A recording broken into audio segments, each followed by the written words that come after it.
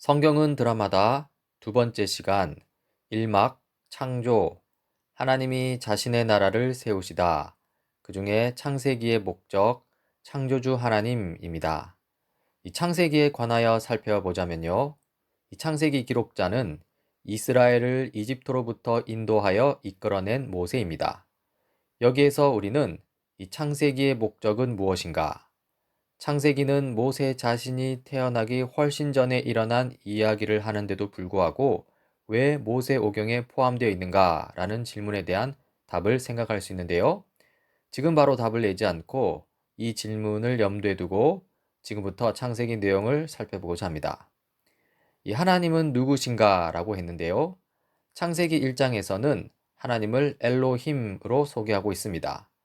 엘로힘이라는 이름은 이 고대 근동 전역에서 사용되던 이 하나님에 대한 일반적인 이름입니다.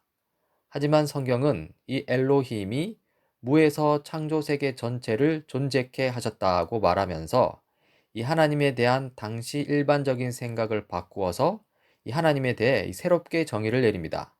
이 창세기 1장 1절을 보십시오. 태초에 엘로힘이 천지를 창조하셨다. 즉 하나님은 창조주이시라는 것이죠. 다음으로 창세기 2장 4절에 나오는 여호와입니다. 이 여호와는 이 하나님을 부르는 아주 보기 드문 방식입니다. 이 말인즉슨 하나님께서 모세를 통해 지금 하나님 자신이 누구신가에 대한 중요한 무언가를 계시하고자 한다는 것이죠. 이 출애굽기 6장 1절부터 3절을 보십시오. 주님께서 모세에게 말씀하셨다. 이제 너는 내가 바로에게 하는 일을 보게 될 것이다. 틀림없이 그는 강한 손에 밀려서 그들을 내보내게 될 것이다. 강한 손에 밀려서야 그들을 이 땅에서 내쫓다시피 할 것이다. 하나님이 모세에게 이렇게 말씀하셨다. 나는 여호와다. 나는 아브라함과 이삭과 야곱에게 전능한 하나님으로는 나타났으나 그들에게 나의 이름을 여호와로는 알리지 않았다. 이 본문의 내용은, 이 성경 구절의 내용은 이 하나님이 이집트에서 종되었던 이스라엘 백성을 인도하시기 위해 모세를 부르셨을 때 모세에게 자신을 여호와로 계시하는 장면을 담고 있습니다.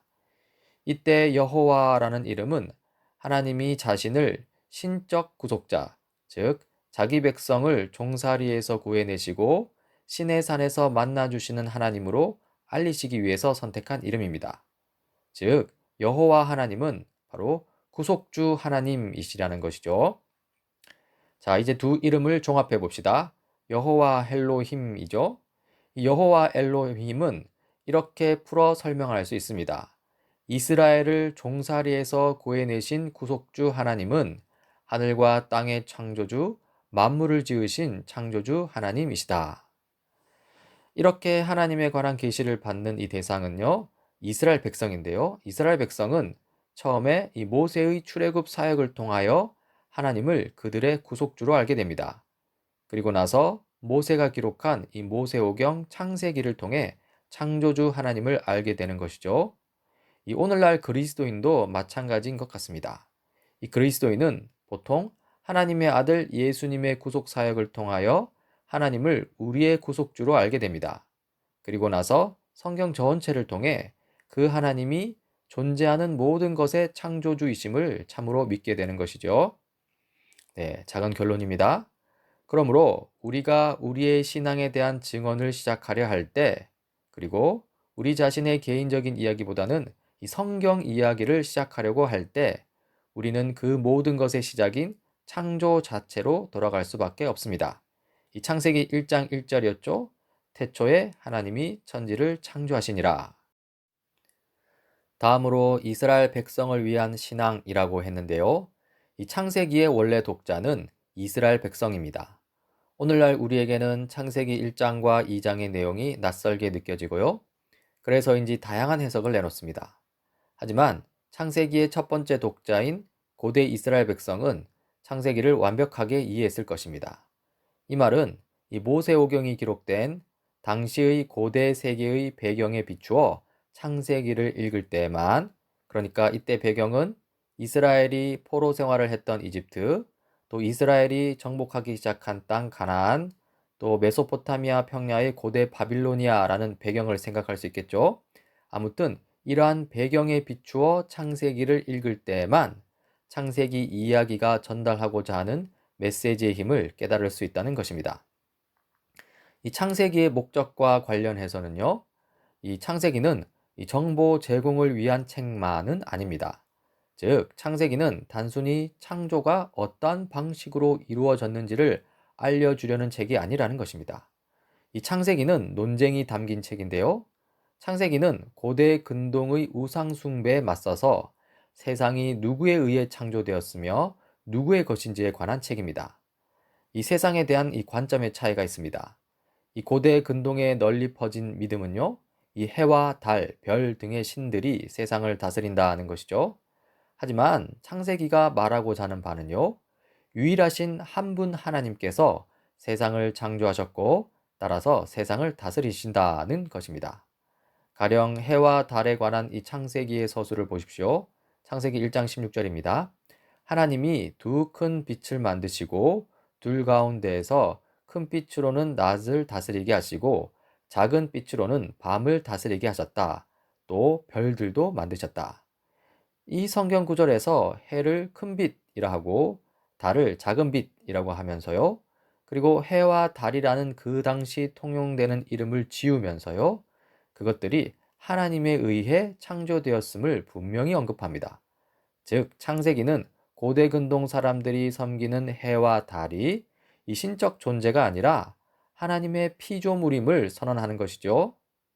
이 세상에 대한 관점이 서로 다릅니다. 그러니까 내가 옳으니 너는 틀렸다라고 하면서 서로 다투고 있는 것이죠. 인간에 대한 관점도 서로 다릅니다. 이 고대 근동 바빌로니아 창조 이야기를 보면요. 이 변덕스러운 여러 신들은 인간을 그저 자신들의 종, 그러니까 신들을 섬기고 시중을 들고 즐겁게 해주는 존재로 여깁니다. 하지만 창세기 이야기를 보면요. 이 세상을 창조하신 하나님은 인간을 하나님이 창조하신 것들을 다스리는 최고의 존재로 두십니다. 이 창조 세계 자체는 인류를 위해 준비된 멋진 집이고요. 그리고 인류는 창조 세계 안에서 생육하고 번성하며 창조주와의 친밀한 사귐을 즐깁니다. 네, 결론입니다. 이 창세기 이야기는 고대 근동에 널리 퍼진 우상숭배 이야기와 논쟁하고 대결합니다. 영적 전쟁이라고 할 수 있죠. 그러면서 창세기를 읽는 이스라엘 백성을 우상숭배 이야기에서 창세기 성경 이야기 속으로 끌어들이고자 합니다. 사실 현대 그리스도인들에게도 마찬가지입니다. 이 성경은요, 이 창세기를 비롯한 성경을 읽는 그리스도인들을 서구의 인본주의 이야기에서 한국 사람으로 치자면 오늘날 무속신앙에서 이 성경 이야기 속으로 끌어들이고자 합니다. 이 지난 시간을 돌아보면요. 인간은 인본주의 이야기에서처럼 시간과 우연의 무작위적인 산물이 아니라 성경 이야기에서처럼 하나님의 형상이라는 것이죠. 다음으로 창세기 1장의 문학적 장르에 대해서 살펴봅시다. 이스라엘 백성이 처한 환경을 살펴보면요. 이스라엘 백성은 하늘과 땅을 창조하신 여호와 하나님에 대한 신앙 대신에 이 고대 세계의 다른 이야기들을 세계관의 기초로 받아들이려는 유혹을 계속해서 받았습니다. 여기서 창세기의 목적을 살필 수 있는데요. 그렇기 때문에 이 창세기의 창조 이야기는 논쟁적이라는 것이죠. 창세기 이야기는 고대 세계에 흔했던 그런 종류의 이야기들을 정면으로 반박하고자 합니다. 또한 창세기의 창조 이야기는 논쟁 그 이상입니다. 창세기는 하나님을 믿는 신앙이 그분이 만드신 세상에 대해 생각하는 방식, 그리고 그 안에서 살아가는 방식에 어떤 의미가 있는지를 적극적으로 가르치고자 합니다. 그리고 창세기는 역사책인가, 과학책인가, 아니면 의도된 책인가에 대해 생각해 볼 수 있는데요.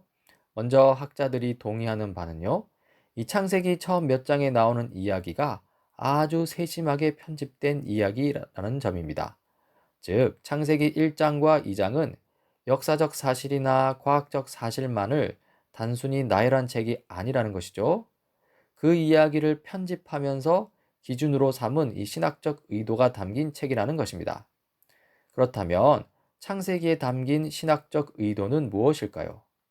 그 당시 고대 근동의 우상 숭배에 대항하여서 바른 진리를 알리고자 함입니다. 이 바른 진리라고 했는데요. 이 다음과 같은 내용이겠죠. 이 하나님은 만물의 신적인 원천이시다. 하나님은 창조주로서 창조 세계와 특별한 관계를 맺으시면서 다른 모든 만물과는 구별되신다. 하나님은 인간의 창조를 하나님의 모든 창조 사역의 정점이 되게 하셨다. 하나님은 그분의 모든 피조물 중 가장 나중에 만들어진 인간들과 아주 특별한 관계를 맺으셨다. 그러니까 창세기는 이러한 진리를 가르쳐 주고자 했던 것이죠. 이 구약학자 존 스택은 다음과 같이 말합니다. 모세의 의도는 창조 사역을 통해 자신을 나타내신 참 하나님에 대한 지식을 선포하는 것이었다. 또한 참 하나님에 대한 지식에 수반되는 인간, 세상, 역사에 대한 바른 이해를 선포하는 것이었다.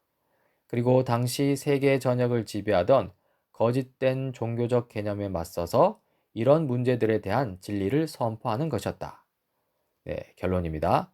창세기 1장은 이집트와 가나안을 지배하던 이방 종교의 개념에 대항하여서 이 하나님, 인간, 세상에 대한 이 신학적 진리를 선포하는 것입니다.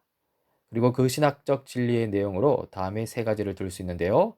첫 번째로 만물을 존재하게 하신 하나님, 두 번째로 하나님의 형상으로 지어진 인간, 그리고 세 번째로 하나님 나라로서 세상입니다. 오늘은 첫 번째 만물을 존재하게 하신 하나님에 대해 살펴보고요. 다음 시간에는 두 번째와 세 번째를 살펴보도록 하겠습니다. 자, 그럼 먼저 하나님 만물을 존재하게 하신 분입니다. 창세기 1장은 이 하나님에 대한 서론입니다. 창세기 1장 1절 태초에 하나님이 천지를 창조하시니라고 했는데요. 이 성경 구절에서 무한하고 영원하며 자존하시는 하나님을 볼 수 있습니다. 이 태초 이전, 그러니까 시간과 공간이 있기 이전부터 계신 하나님이시죠. 사실 이런 하나님은 이 무한, 영원, 이 자존으로도 다 품을 수 없는 하나님입니다. 그리고 만물의 인격적인 원천이신 하나님이십니다. 하나님은 천지 만물을 말씀으로 창조하신 분이시죠. 그래서 이 말씀으로 창조하신 하나님에 대해서 살펴보자면요. 이 창조주는 피조물과 근본적으로 구별됩니다. 피조물은 하나님의 존재와 신성으로부터 흘러나온 이 하나님과 동질의 존재가 아닙니다. 이 하나님을 이런 식으로 보게 되면 결국 하나님을 피조물화 시켜버리게 됩니다.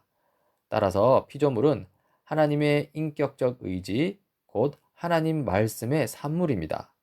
하나님은 자신이 말씀으로 창조하신 피조물과 근본적으로 구별됩니다. 이 진리를 꼭 붙들어야 합니다.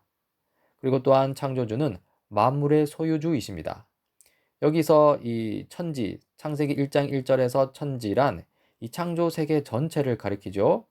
빛과 어두움, 낮과 밤, 바다와 하늘과 땅, 식물, 동물, 인간, 심지어 시간과 공간도 여기에 포함됩니다. 하나님이 이 모든 것을 만드신 바 만물은 하나님께 속해 있다는 것입니다. 그리고 창조주는 예배의 대상이십니다. 이 말씀으로 창조하신 하나님은 이 논리로 이해할 수 있는 대상이 아닙니다.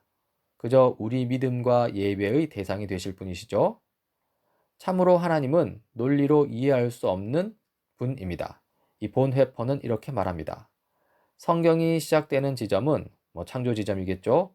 우리의 가장 열정적인 사고의 흐름을 깨뜨리고 그 흐름을 저지하고 완벽하게 힘을 잃게 만드는 지점이다. 우리는 하나님을 우리의 생각과 논리로 이해할 수 없습니다. 따라서 하나님은 믿음과 예배의 대상이십니다. 요한계시록 4장 11절입니다. 우리의 주님이신 하나님, 주님은 영광과 존귀와 권능을 받으시기에 합당하신 분이십니다. 왜냐하면 주님께서 만물을 창조하셨으며 만물은 주님의 뜻을 따라 생겨났고 또 창조되었기 때문입니다. 그리고 하나님은 또 왕으로서 다스리시는 하나님이십니다. 이 고대 근동의 권력 체계를 보면요. 이 성경 당시 고대 근동 사람들에게 이 권위는 절대적인 것이었습니다. 이 신적 존재가 아닌 족장이나 국가 지도자들의 권력조차 거의 절대적이었습니다. 언젠가 죽을 인간 왕의 아주 가벼운 말이라 하더라도 그 말을 듣는 이들은 그 가벼운 말을 이 명령으로 이해했다는데요. 이 하나님의 절대 권력도 그러한 맥락에서 이해될 수 있습니다. 창세기 1장은 다양한 방식으로 이 하나님을 유일한 제왕, 즉 하나님의 권리와 권능을 통해 그 주권이 창조 세계 전체에 미치는 왕으로 표현합니다. 이 죽지 않으시는 이 왕의 신적 명령에 의해 창조 세계 전체가 정확하게 그 의도하신 대로 존재하게 된다고 선언하는 것이죠. 이 하나님은 이름을 붙이시는 분이시기도 한데요. 하나님은 만물을 창조하실 때 그분이 만드신 것에 이름을 붙이셨습니다. 빛을 낮이라 부르시고 어둠을 밤이라 부르시고 궁창을 하늘이라 부르시고 무틀 땅이라 부르시고 모인 물을 바다라고 이름 붙이셨습니다. 이렇게 이름을 붙이시는 행위는 하나님의 주권, 하나님 왕권의 표현이라고 할 수 있는데요. 이 신학자 폰 라트는 다음과 같이 말했습니다. 이름을 짓는 행위는 무엇보다 주권의 표현이다. 따라서 창조하신 모든 것에 이름을 붙이신 것은 피조물에 대한 하나님의 주대심, 왕대심을 다시 한번 가시적으로 표현한 것이다. 네. 지금까지 1막 창조, 하나님이 자신의 나라를 세우시다에서 이 창세기의 목적, 그리고 창조주 하나님에 대해서 살펴보았는데요. 다음 시간에는 오늘 살피지 못한 하나님의 형상으로 지어진 인간, 그리고 하나님 나라로서의 세상에 대해서 살펴보도록 하겠습니다.